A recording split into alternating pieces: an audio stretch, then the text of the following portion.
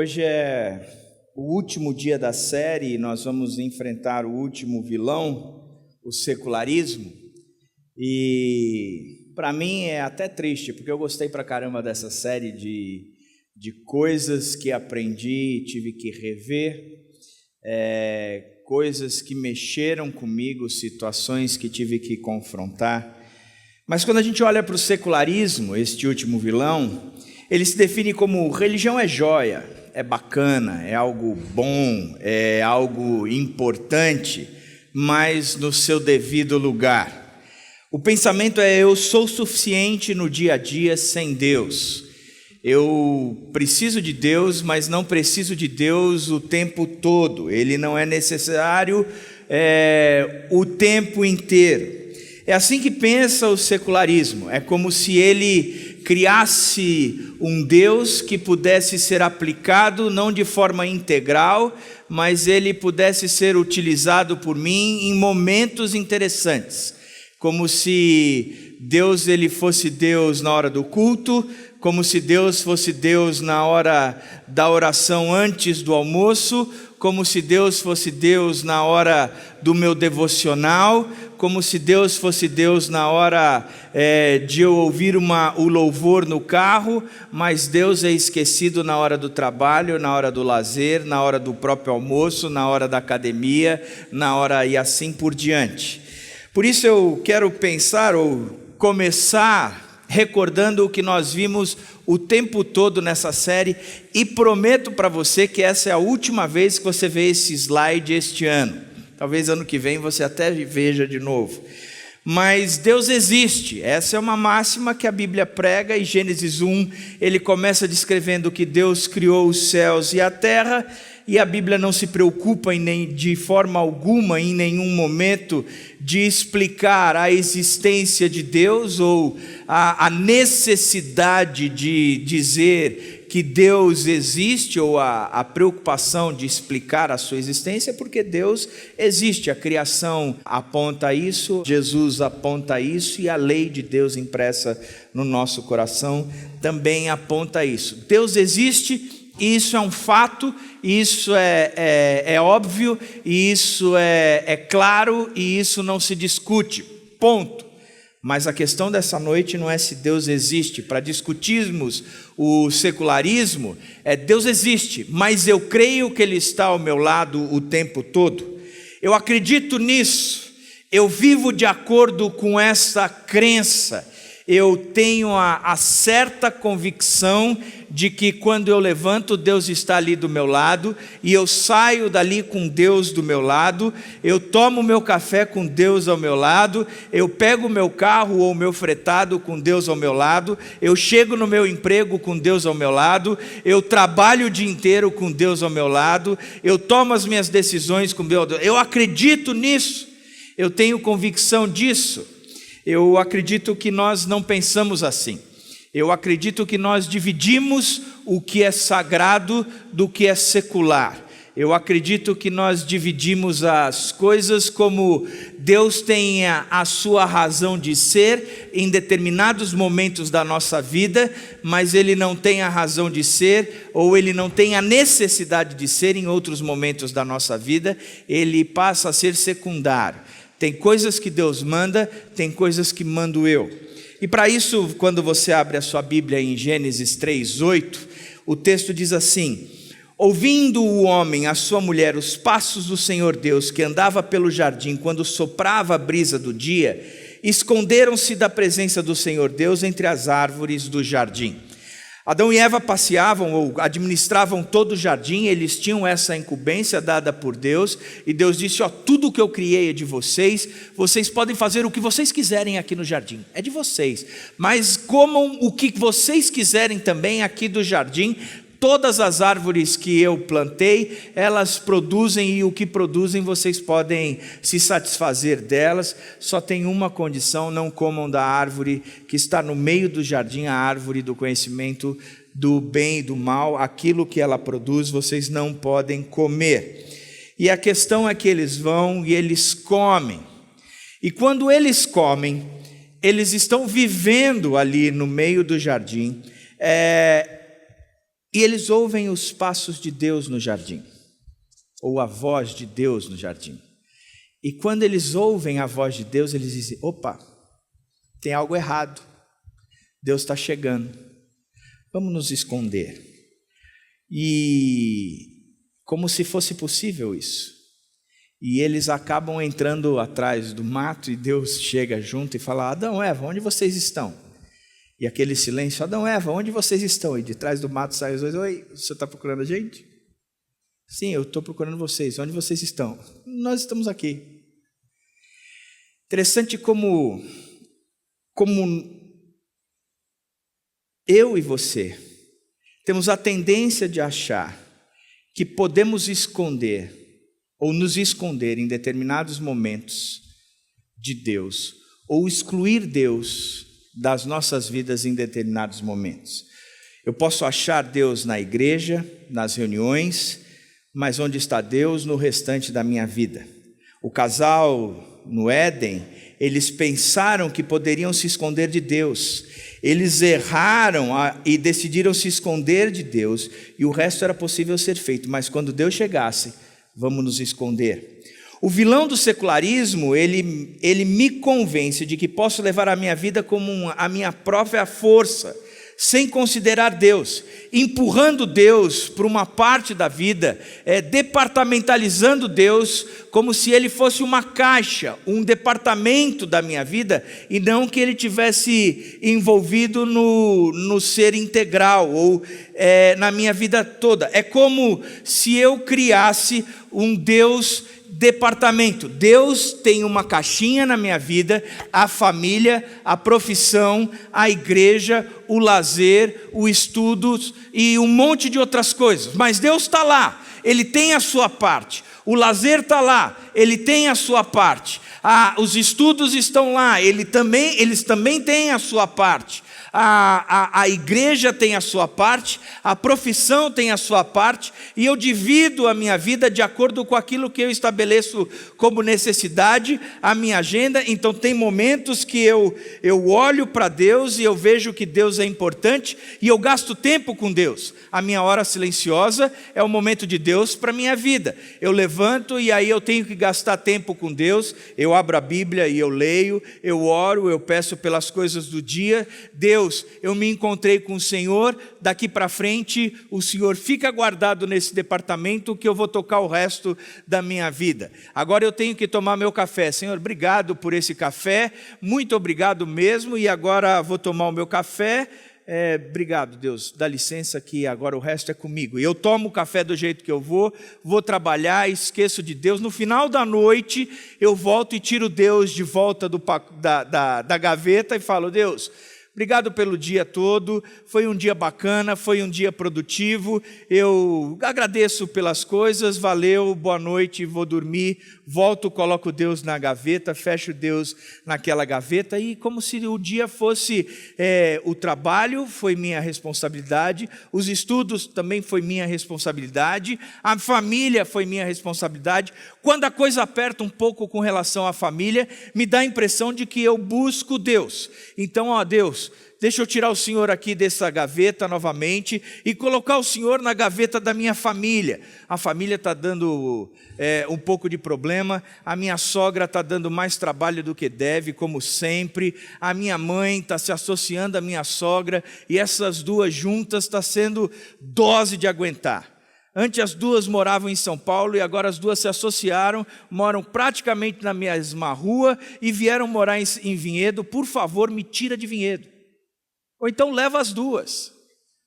Já viveram muito, Deus. Já viveram muito, leva as duas. O que vão fazer aqui em Vinhedo, Deus? O que vão fazer aqui em Vinhedo?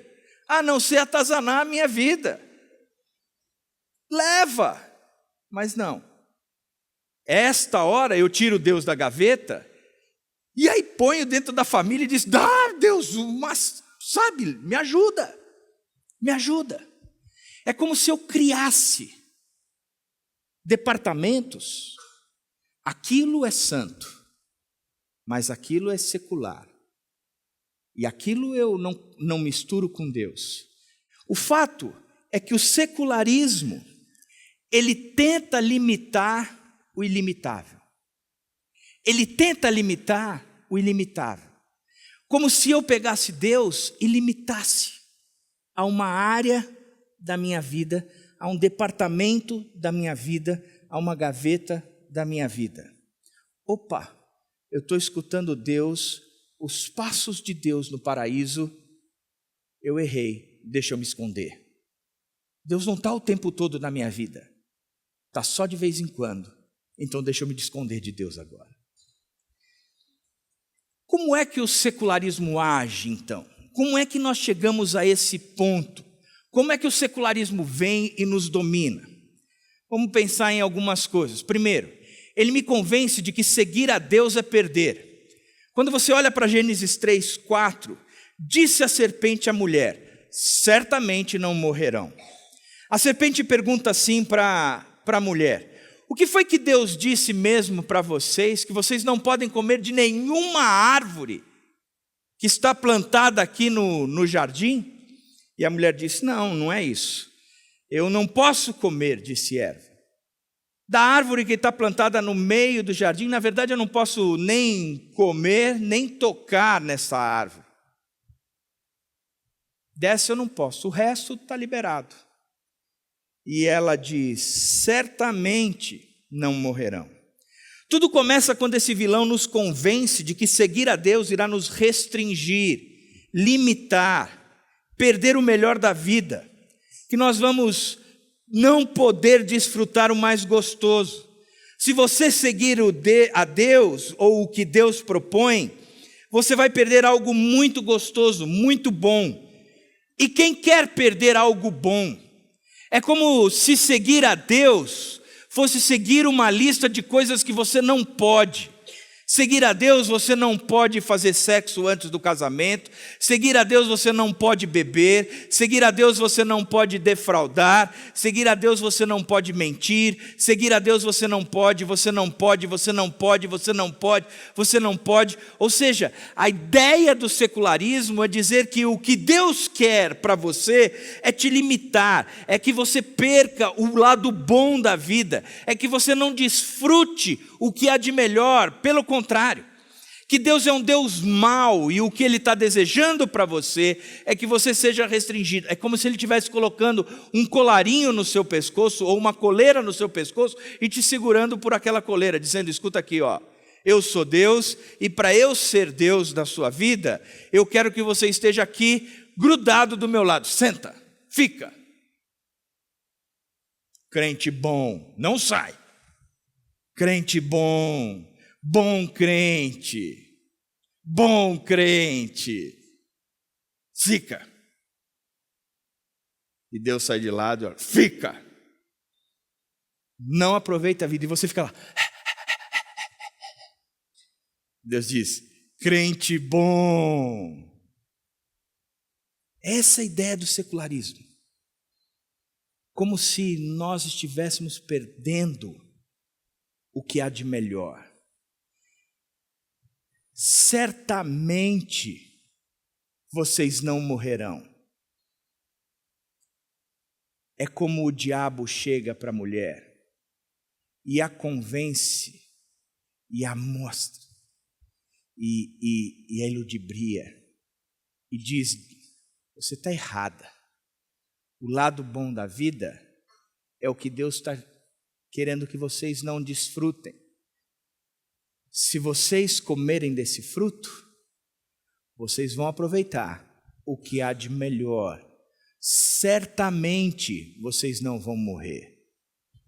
Não é isso. Não é isso. O lado que a Bíblia nos ensina é que Deus nunca propôs nos limitar. Pelo contrário.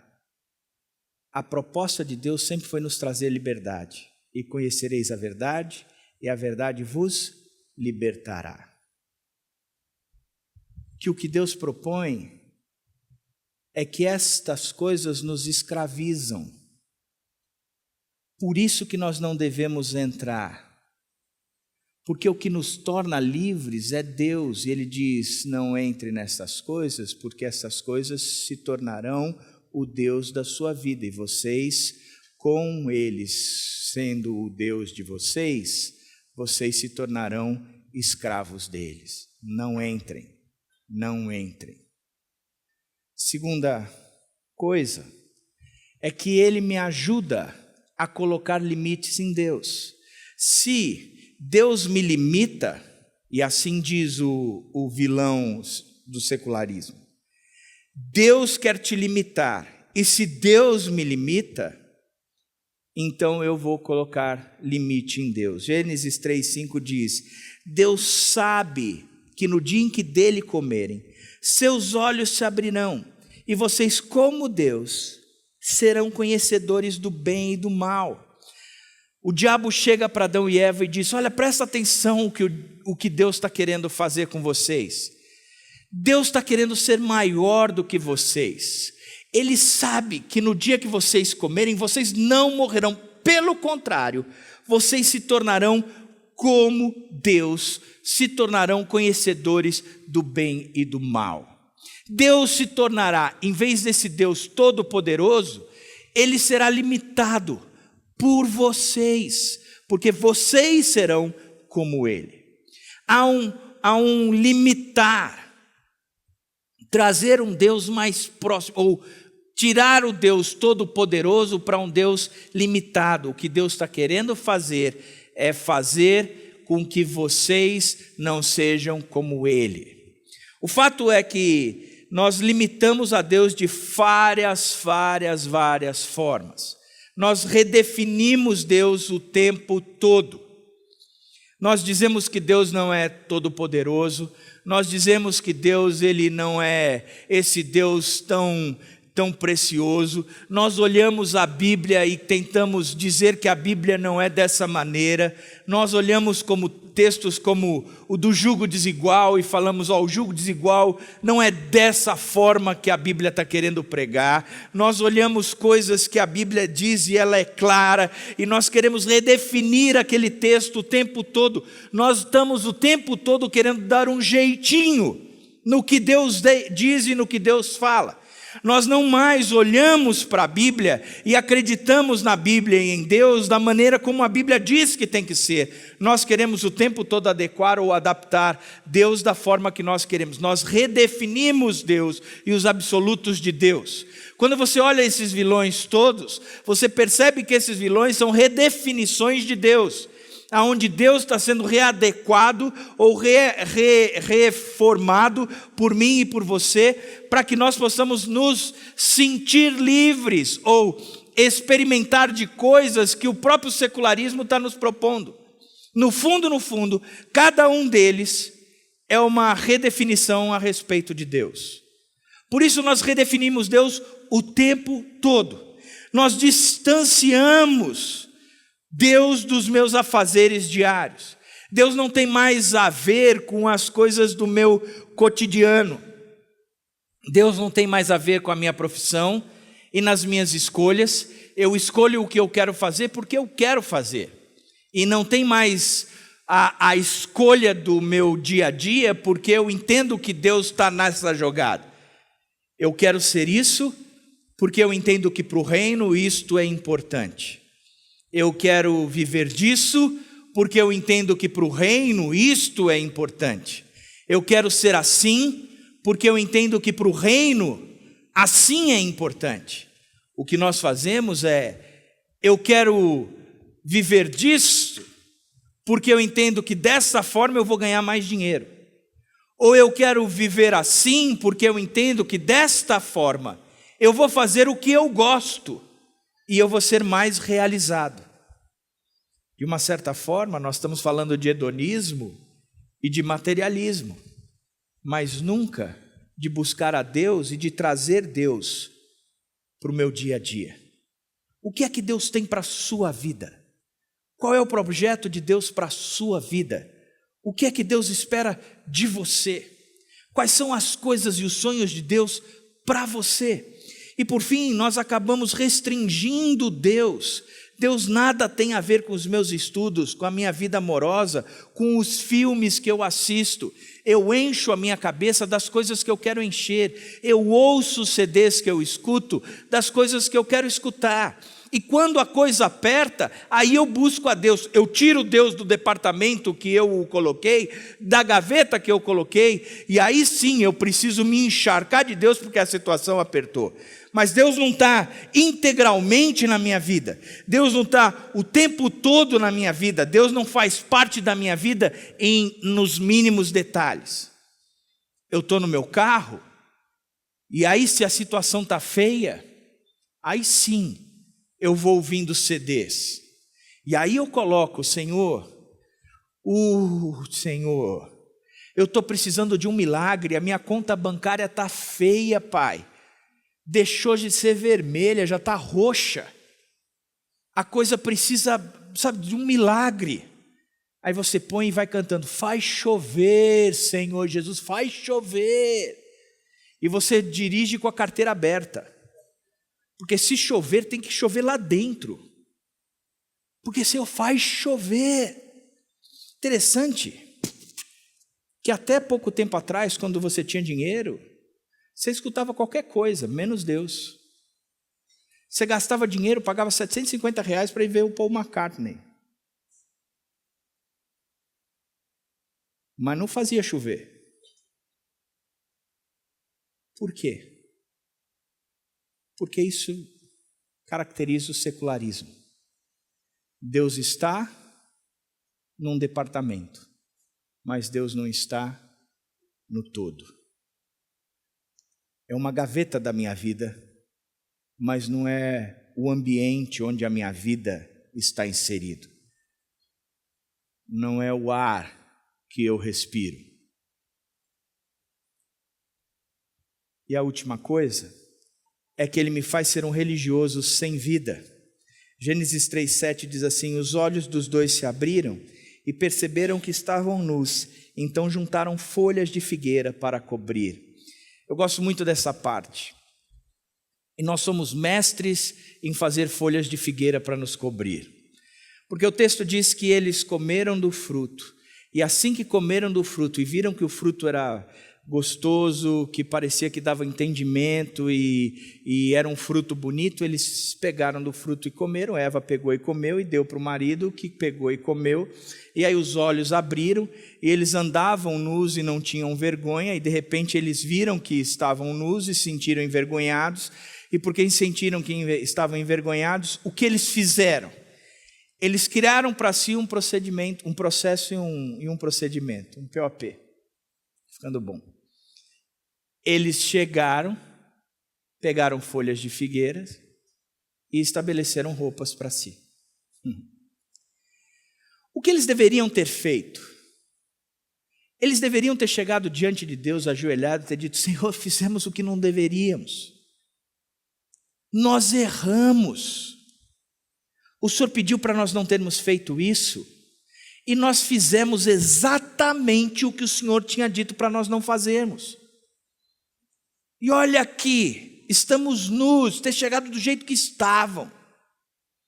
Mas eles não só não fizeram isso, como eles estabeleceram, criaram essas roupas, se esconderam atrás do mato.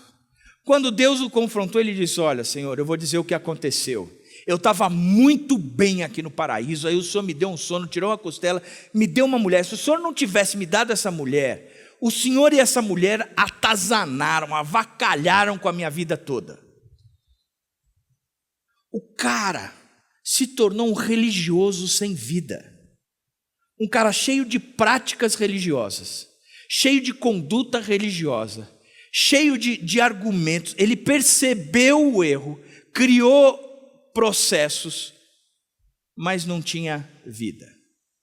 E uma das coisas que nós fazemos é criar as áreas sagradas, sem ter vida nenhuma. Nós criamos a igreja, o culto doméstico, o momento devocional, os cantos de louvor, as áreas seculares, mas nós não temos vidas, nós não fazemos mais com que Deus esteja nem mesmo nas áreas que são sagradas. Vou ilustrar para vocês com algo que eu tenho percebido muito ultimamente. Eu sou pastor e eu tenho que fazer parte de uma cerimônia da maior parte de vocês em um momento muito importante da vida de vocês, que é o casamento. Muitos me procuram para que eu faça e celebre a cerimônia de casamento de vocês. E, em geral, eu faço uma cerimônia chamada cerimônia religiosa com efeito civil. Ou seja, vocês não precisam de um juiz de paz para que celebre o casamento civil. Então, toda a documentação do certidão ou de casamento, eu faço. E vocês depois só levam para o cartório registra, então vocês têm a certidão de casamento. Juridicamente, legalmente eu posso fazer isso, e aí vocês têm a documentação que aos olhos dos homens, de forma legal, vocês têm esse documento. Aos olhos espirituais, religiosos, como pastor eu posso fazer e devo fazer, e essa é a minha praia.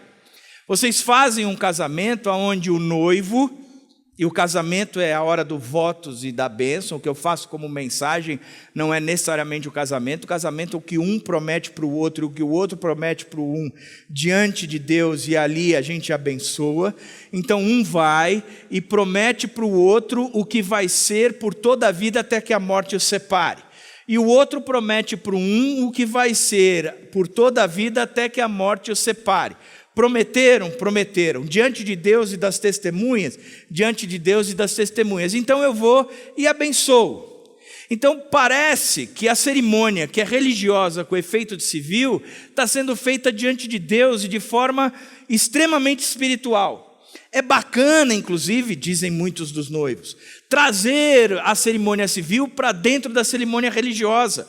Vamos fazer isso? Vamos. E hoje a coisa tem melhorado, porque tem se trazido cânticos, e há momento de louvor, há momento de adoração, e o povo canta, e o povo celebra, e o povo adora, e eu curto isso. E o que eu tenho dito é, vamos fazer neste momento um momento de muita, um momento de grande engrandecimento ao Senhor, porque o casamento tem que começar assim mesmo, engrandecendo e enaltecendo a Deus. Vamos fazer isso? Vamos. Aí a gente faz todo esse momento de exaltação a Deus. Acabou esse momento, começa a festa. Aí Deus é posto novamente na caixinha, e se é fechada a caixinha, diz, valeu Deus, agora é com a gente, o senhor fica aí na sua gaveta. Começa uma bebedeira. Começa, gente, a qualidade de música, com letras, e eu não sou contra a alegria, eu sou contra o exagero. Quem me conhece sabe, danço, e danço pra caramba. Meu apelido na escola era Fred Astaire. Sou um dos maiores dançarinos que vocês já viram na vida. Sou filho de paraibana, lá em casa tudo terminava em forró. Se eu dançar aqui, vocês vão ficar impressionados. Eu não sou contra isso. Eu sou contra o exagero. Eu sou contra o exagero da bebedeira que eu tenho visto ultimamente. Sou contra o exagero. Sou contra mesmo. Tem muitos dos nossos amigos que estão sofrendo por causa da bebida, tentando parar, porque isso é uma compulsão maior do que eles. Eles não conseguem, e no meio dos crentes eles estão sendo forçados, encharcados. O ar, o bafo, o hálito de quem conversa, daqueles que estão no meio da igreja, os inspiram e o chamam e o convocam a estar bebendo. No meio dessas festas, tem acabado em briga, em pancadaria por causa da bebida. É como se Deus tivesse no primeiro momento, no segundo momento ele foi posto novamente na gaveta, se fechou e disse, Deus, daqui para frente o Senhor não faz parte de mais nada disso. É uma vergonha para nós, os cristãos. A qualidade da música, o conteúdo das músicas, a proposta das letras das músicas, só de referir é vergonha. Como povo cristão, a gente não deveria ouvir esse tipo de letra. Como muitos filmes, nós não deveríamos assistir estes filmes. Mas nos dá a impressão de que Deus não está nesse conteúdo. Ele é pegado, colocado nessa gaveta e fechado novamente. Nós somos religiosos sem vida. E aí, eu te convido a abrir a Bíblia no Salmo 139. Vencendo o secularismo, primeiro passo, descobrir o Deus onipresente. E o Salmo 139, ele fala de um Deus que sabe tudo e que está em todos os lugares. Um Deus que a palavra nem chegou na sua boca, ele sabe o que você vai dizer. Um Deus que disse que sabia como você ia ser. Um Deus que disse que você ainda estava sendo criado no ventre da sua mãe, e ele viu os tecidos serem formados no ventre da sua mãe. Que ele te viu ainda substância informe no ventre da sua mãe. Que você foi criado de forma assombrosamente maravilhosa.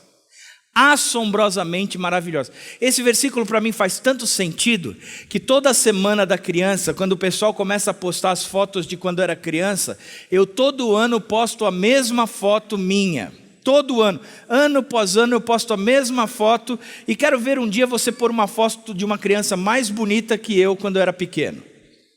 Até hoje eu não vi. E muita gente, eu recebo 300 comentários do pessoal, que coisa feia, que parece a Mônica, a Dilma, apela, mas não ofende também. A Mônica, a Dilma, um monte de coisas. Graças a Deus pelos odontologistas de todo mundo. Gente, isso não me ofende. Sabe por que não me ofende? Porque eu fui de modo assombrosamente maravilhoso criado por Deus. Você pode achar o que for. Eu fui criado de modo assombrosamente maravilhoso por Deus. Você tem o seu conceito, eu tenho o meu. Eu sei que eu fui criado lindão. E eu tenho essa convicção. Eu sou um assombro. Eu sou uma assombração no meu conceito. Agora, Deus sabia de tudo isso. E Ele me criou dessa maneira, diz o Salmo 139. Mas mais do que isso, o Salmo 139 também diz que Ele está em todos os lugares. O Salmo diz assim, versos 7 a 10. Para onde poderia eu escapar do teu espírito? Para onde poderia fugir da tua presença? Se eu subir aos céus, lá estás. Se eu fizer a minha cama na sepultura, também lá estás. Se eu subir com as asas da alvorada e morar na extremidade do mar, mesmo ali a tua mão direita me guiará e me sustentará. É como se o Salmo tivesse me ensinando a pensar de forma diferente. Ele diz o seguinte, olha, pensa de forma agora a estruturar a vida da seguinte maneira. Você tem todos os departamentos, todas as prioridades da sua vida de forma valiosas e são importantes. Você tem a sua família, você tem a sua profissão, você tem a igreja, você tem o lazer, você tem o estudo e você pode ter um monte de outras coisas que são importantes para você. Todas essas coisas são consideradas por você como prioridades. Qual é a primeira coisa? Qual é a segunda coisa? Eu creio que muitas vezes o momento é que vai fazer a hora. Tem hora que eu tenho que chegar para a família e dizer, família, o trabalho está exigindo muito agora, então vocês são a prioridade da minha vida, mas por favor, considerem este momento algo que eu tenho que dedicar um pouco mais ao meu trabalho. E a família vai ter que entender e você vai ter que dar esse aporte e esse suporte à sua família e a família recíproca, ou seja, neste momento eu estou me dedicando um pouco mais aqui e a família está entendendo. A prioridade você está conduzindo, está conversando e está trabalhando com todos eles. Todos são importantes. Cada um desses departamentos que você estabeleceu como necessidade, ele é valioso e ele tem um significado. Tem horas que você vai ter que estudar e você vai ter que abrir mão de algumas outras coisas, dizendo, eu estou fazendo o meu mestrado, o meu doutorado ou a minha graduação, mas isso é importante para mim agora e eu tenho que dedicar. Tem horas que eu vou viajar e, gente, eu estou de lazer aqui, ou é o meu dia de descanso, ou são os meus exercícios, a minha academia, seja o que for, ou o meu tempo na igreja, ou a minha profissão. Isso é importante para mim e eu vou dedicar esse tempo dessa maneira. Isso são coisas importantes. Só que o que a Bíblia diz é que eu tenho que entender que tudo isso está dentro de Deus. Deus é que engloba tudo isso. Para onde poderia eu escapar do teu espírito? Para onde poderia fugir da tua presença? Se eu subir aos céus, lá está. Se eu fizer a minha cama na sepultura, também lá estás. Se eu subir com as asas da alvorada e morar na extremidade do mar, mesmo ali, a tua mão direita me guiará e me sustentará.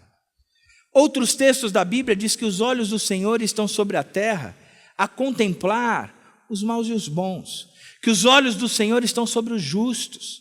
Significa que Deus, Ele é todo o ambiente aonde todas essas outras prioridades minhas existem e atuam. Não é que Deus é a prioridade número 1 na minha vida. Deus é o ambiente onde as outras prioridades atuam. Significa que eu vou para a minha profissão e lá Deus vai ser a minha prioridade. Significa que eu vou para a igreja e Deus vai ser a minha prioridade. Significa que Deus vai ser a minha prioridade no meu lazer.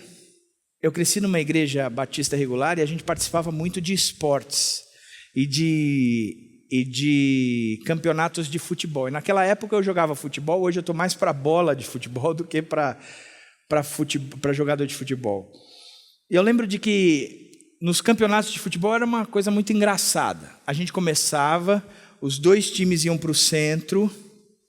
No centro lá da quadra, a gente dava as mãos e a gente orava. Senhor, abençoe esse campeonato, abençoe esse jogo, em nome do Senhor Jesus, amém. Acabava a oração, começava o jogo. Começava o jogo, era só pancadaria, briga e discussão. Onde estava Deus? Na oração. E depois? Aí depois, no final do dia, tinha uma confraternização. Aí tinha louvor, mensagem. Era a coisa mais esquisita da face da terra. Não dá. Deus tem que estar em tudo. Deus tem que estar em tudo. Deus tem que estar na oração antes, mas Deus também tem que estar em campo. Deus também tem que estar em quadra. Na minha conduta, na minha postura, no meu linguajar, nas minhas intenções. Porque Ele é o ar, Ele é o ambiente. Por isso, esse é o primeiro passo. O segundo passo é entender, o primeiro passo é entender que Deus é onipresente. Ele está em todos os lugares. O segundo é lutar por uma vida santa. Salmo 139, 23 e 24 diz: sonda-me, ó Deus, e conhece o meu coração. Prova-me, conhece as minhas inquietações. Vê se a minha conduta, se em minha conduta algo te ofende, e dirige-me pelo caminho eterno. Sonda-me, ó Deus, e conhece o meu coração. Prova-me e conhece as minhas inquietações. Vê se em minha conduta algo te ofende, e dirige-me pelo caminho eterno. A presença santa de Deus em todas as áreas da nossa vida, ela trará a santidade ao nosso dia a dia. Precisamos aprender a viver uma vida santa, inteira, com um Deus santo em toda a nossa vida. 1 Pedro 1, 14 e 16 diz assim: como filhos obedientes, não se deixem amoldar pelos desejos de outrora. Como filhos obedientes, não sejam mais guiados pelos desejos que vocês tinham antigamente. Então mudem a maneira de pensar. Mas assim como é santo aquele que os chamou, sejam santos vocês também em tudo o que fizeram, pois está escrito: sejam santos, porque eu sou santo. Viver com um Deus santo é libertador. Significa que quanto mais eu conheço a Deus e a santidade de Deus, a pureza de Deus, um Deus perfeito que no seu caráter não tem uma única falha, quanto mais eu caminho com este Deus, quanto mais eu me aproximo desse Deus, quanto mais eu chego perto deste Deus, mais eu me sinto motivado, mais eu me sinto apropriado, mais eu me sinto com vontade de me tornar parecido com Ele. E aí, em todas as minhas áreas, todas as minhas áreas são impactadas e influenciadas a se tornarem como Ele. Quanto mais eu conheço a Deus, mais a minha vida inteira é impactada por Deus. Como é que você pode viver ou trazer Deus para a sua profissão? Você só vai saber isso conforme você conhecer mais a Deus. Como é que você vai conseguir trazer Deus para o seu lazer? Você só vai saber disso conforme você conhecer mais a Deus. Como é que você vai trazer Deus para a sua família? Você só vai entender disso conforme você trouxer mais Deus para a sua vida, conforme você conhecer mais a Deus. E esse Deus santo vai te tornar santo na família, na profissão, no lazer. E por fim, afastar-se de pessoas erradas. Salmo 139, 19 e 22 diz assim: quem dera matasse os ímpios, ó Deus.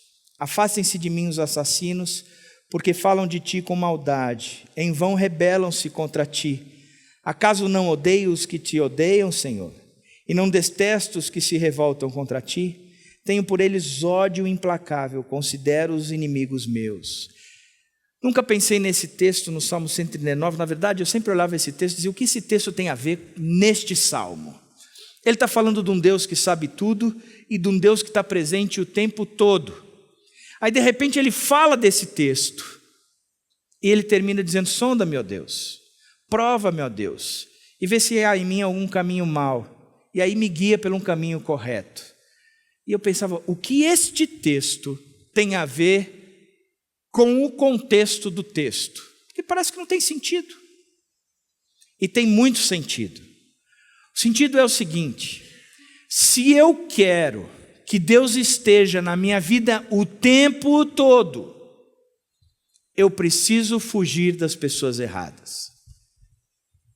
Porque as pessoas erradas, elas me puxarão para algo distante de Deus. Presta atenção. Adão e Eva, eles correram e deslizaram-se, porque o diabo foi lá e os incentivou. O diabo quer nos derrubar o tempo todo. A Bíblia diz, em Coríntios 15, 33, que a gente não deve se enganar, que a gente não deve achar que conviver com determinadas pessoas não tem problema. Eles não vão me influenciar. Não se deixem enganar, diz Paulo aos Coríntios. As más companhias corrompem os bons costumes. O que o texto está dizendo é que eu tenho que odiar, detestar aqueles que não querem saber de Deus.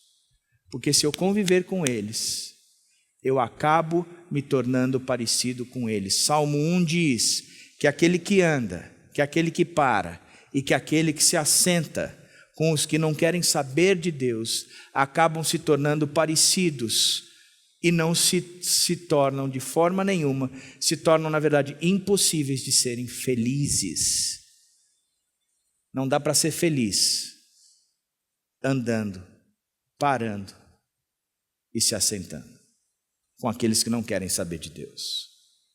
Eu posso chegar para influenciar, para impactar, para evangelizar, para dizer a respeito de Jesus, para fazer, mas eu não posso caminhar do lado daqueles e querer viver uma vida com eles como se fôssemos iguais. Não tem nada a ver.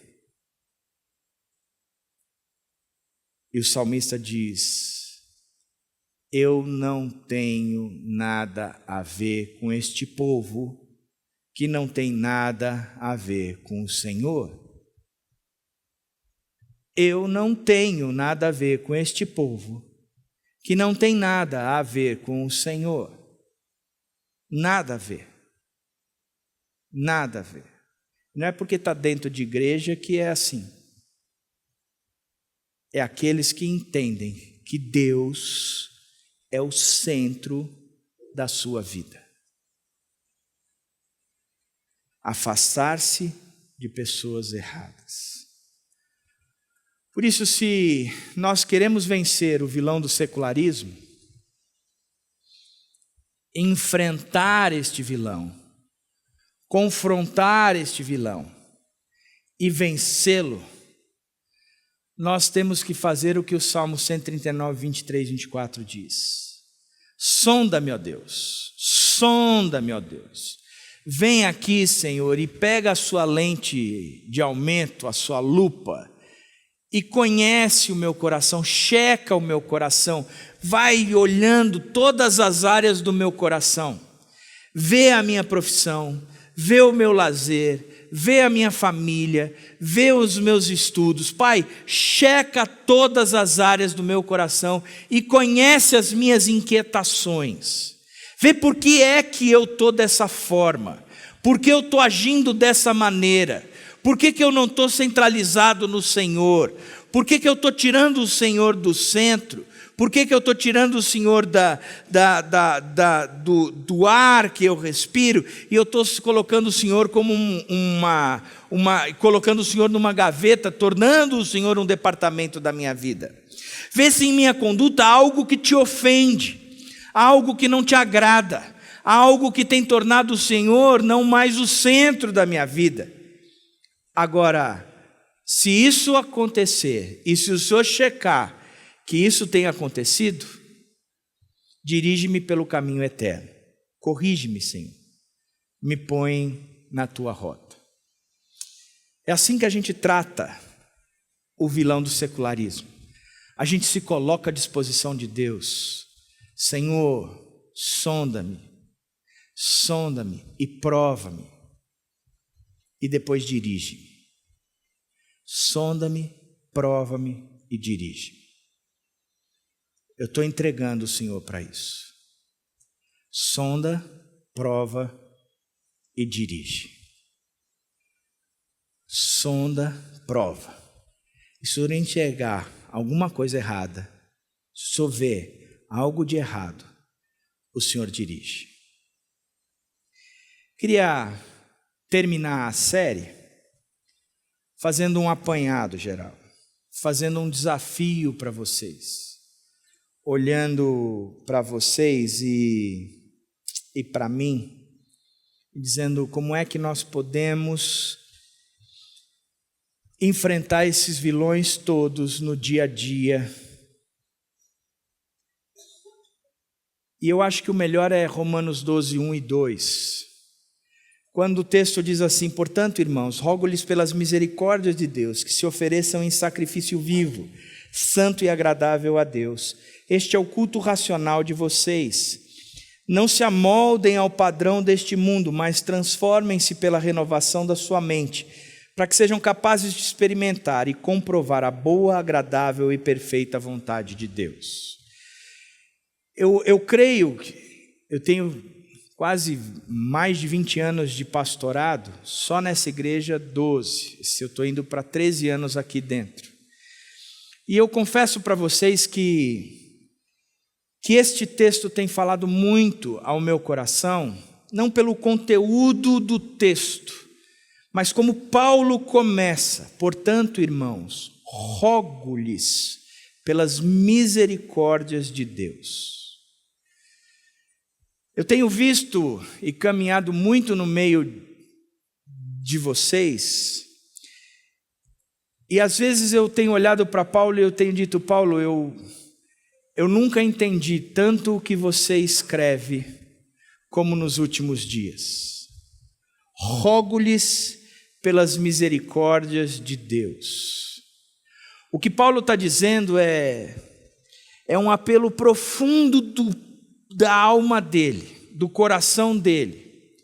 Eu rogo, eu clamo, Eu estou pedindo do fundo do meu coração, é algo que vem de lá de dentro, é como se dissesse: abram os olhos, abram os olhos.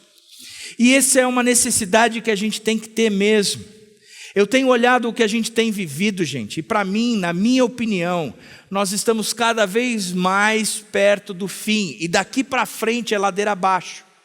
Nós estamos vivendo um período de eleições, daqui a uma semana é eleição, e uma das coisas que mais me entristeceu na eleição não tem a ver com quem será o candidato do Brasil, mas tem a ver com a polarização que existiu no Brasil entre um candidato e outro, o partido que o povo assumiu, por um ou por outro, e as brigas que surgiram entre pessoas por causa das suas escolhas. Como se tornou dividido, como as ofensas foram fortes, como o povo se agrediu no Facebook, como as palavras foram duras, como os xingamentos, e eu fiquei pensando, falando, cara, na boa, se a gente for analisar friamente, nenhum nem outro prestam, nenhum nem outro prestam, e a gente está se matando por duas tranqueiras, desculpa, e estão falando coisas por duas, que a gente tinha que dobrar os joelhos e falar: Senhor, tem misericórdia de nós, e manda um anjo destruir tudo isso e renovar, porque nada tem solução. Nada tem solução, e nós estamos nos matando por causa disso.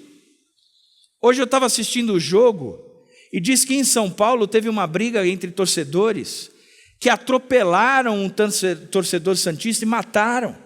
Disse até o futebol perdeu a graça por causa da agressividade das torcidas. Não dá mais.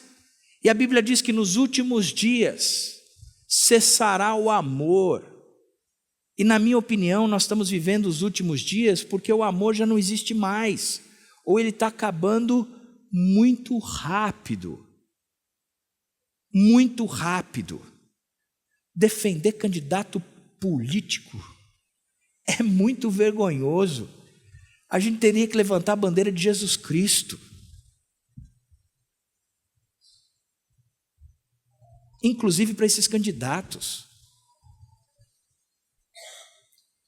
E o que eu vejo é que quando eu olho para nós, Jesus está mas tão departamentalizado. E ele não faz parte do integral da nossa vida. Que quando Paulo diz: eu rogo-lhes pelas misericórdias de Deus, eu digo: Paulo, eu creio que eu entendo o que você está falando, porque isso está saindo do seu coração para este povo, com quem dissesse: por favor, abram os olhos, percebam, entendam. É pelas misericórdias de Deus. Deus ainda não pesou a mão. Deus ainda não trouxe a condenação. Deus ainda não trouxe o castigo que deveria ter trazido. Deus ainda não deu a surra que deveria ter dado. Por isso as misericórdias de Deus, eu rogo. Só que o texto diz o seguinte, ele traz um lado positivo, ele termina com um lado positivo, ele diz: vocês querem experimentar a boa, a perfeita, ou comprovar a boa, agradável e perfeita vontade de Deus? Vocês podem, isso é para hoje. E talvez muitos de nós estejamos aqui dizendo: puxa, o que nós mais queremos é comprovar a boa, agradável e perfeita vontade de Deus para as nossas vidas. Eu queria que a minha família pudesse experimentar a boa, agradável e perfeita vontade de Deus. Eu queria que a minha profissão pudesse experimentar a boa, perfeita e agradável vontade de Deus. Eu queria que o meu lazer pudesse experimentar a boa, perfeita e agradável vontade de Deus. Que a minha igreja pudesse experimentar a boa, perfeita e agradável vontade de Deus. Eu gostaria muito disso. Eu lembro quando o Renan pregou alguns meses atrás sobre isso, e ele foi brilhante porque ele veio do fim para o final. Ele disse: é possível, Porque o que Paulo está dizendo é que Deus está nos dando isso de graça. E a possibilidade de experimentarmos a vontade de Deus para todas as áreas da nossa vida. É totalmente alcançável por mim.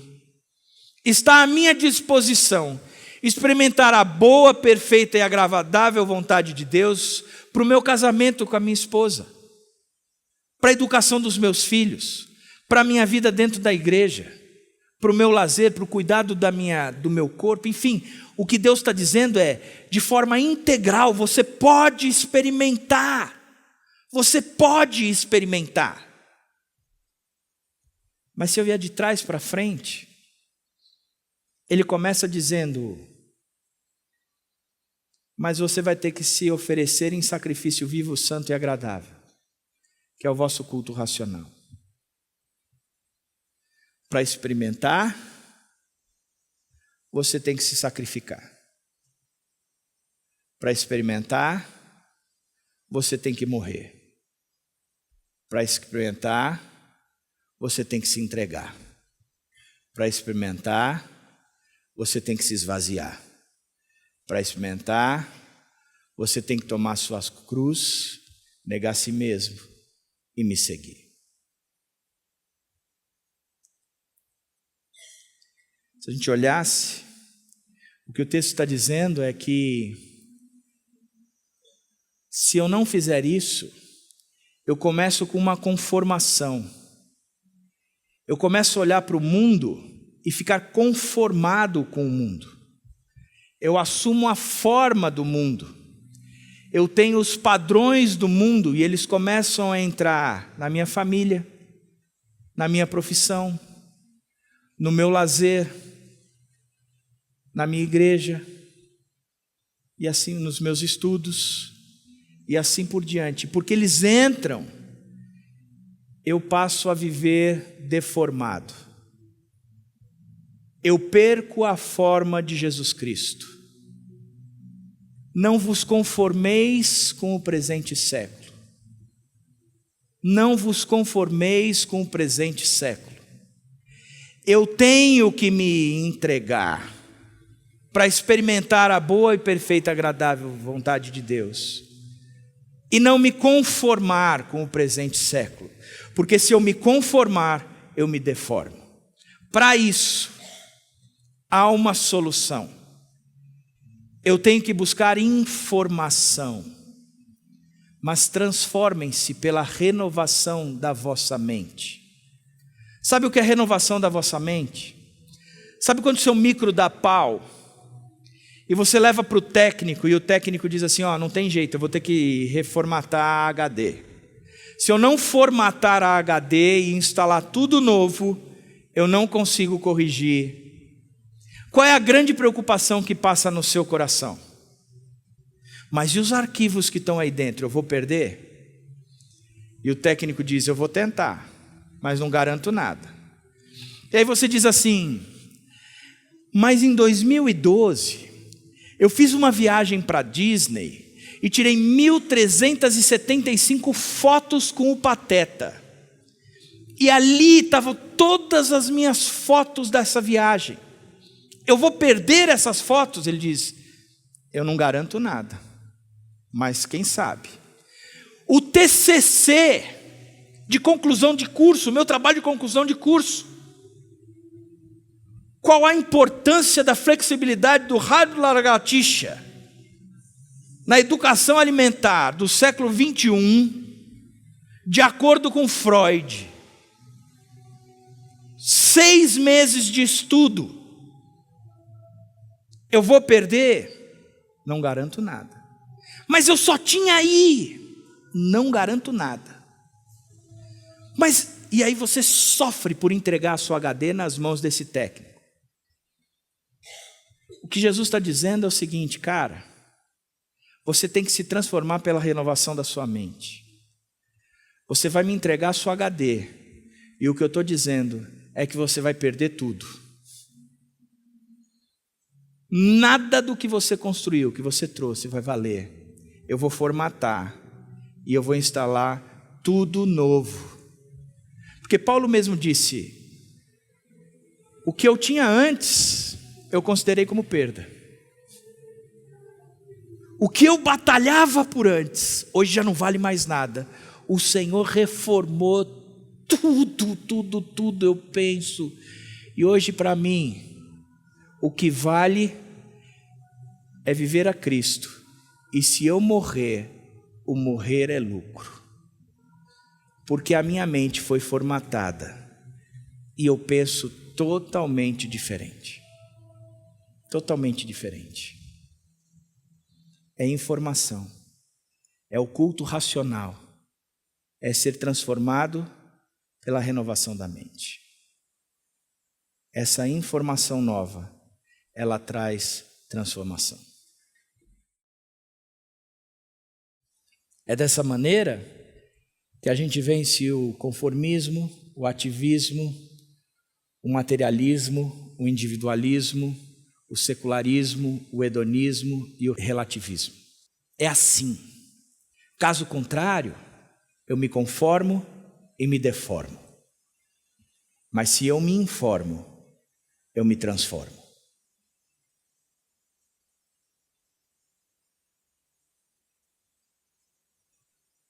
Sonda-me, ó Deus, e prova-me. Vê se há em mim algum caminho mau, e então guia-me pelos caminhos da justiça, pelas veredas da justiça, por amor do teu nome.